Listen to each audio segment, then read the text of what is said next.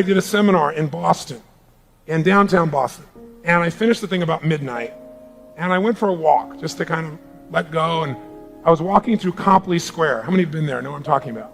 If you've not been there, it's a really amazingly historic spot because our society began there.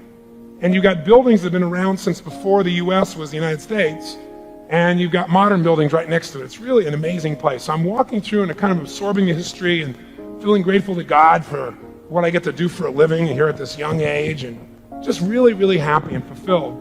And in the distance, there's nobody in the streets. It's after midnight. In the distance, I see this figure kind of wandering back and forth between the gutter and the sidewalk.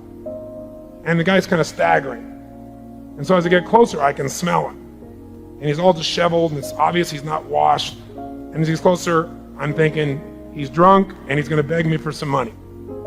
And sure enough, as you focus, right, it occurs. So he looks at me and says, "Mister, could you loan me a quarter?"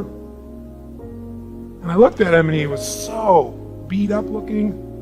And I felt such compassion for him, and I thought, God, I'm gonna give him some money. But another part of me said, I don't want to reward this behavior. But then another part of me said, yeah, but I don't want him to suffer. So I thought for a second. I said, well, is that all you want is a quarter? He looked at me and went, yeah, just 1 quarter. 1 quarter changed my whole life. 1 quarter, 1 quarter. I said, are you sure? He goes, yep, 1 quarter.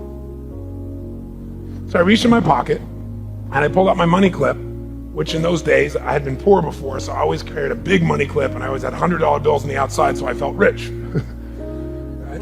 So I pulled this thing out and I made sure he saw it.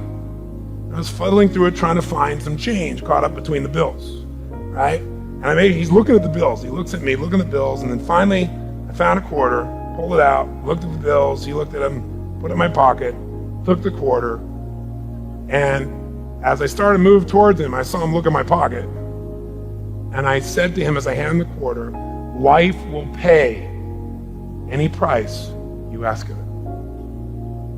And I'll never forget, he stood there, and he stared at me, and then he looked at my pocket, then he looked at the quarter, and he stared at me, looked at the quarter, looked at my pocket, looked at me again, looked at the quarter, looked at my pocket. Third time he looked at me, he went, "You're weird." And he stumbled on off, and that was it. And as I watched him wander on out, I thought to myself, what's the difference between him and me?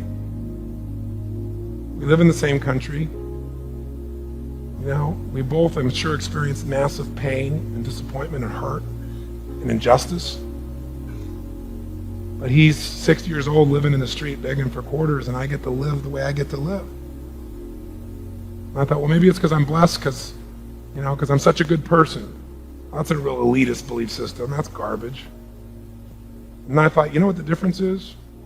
The difference is what I told him.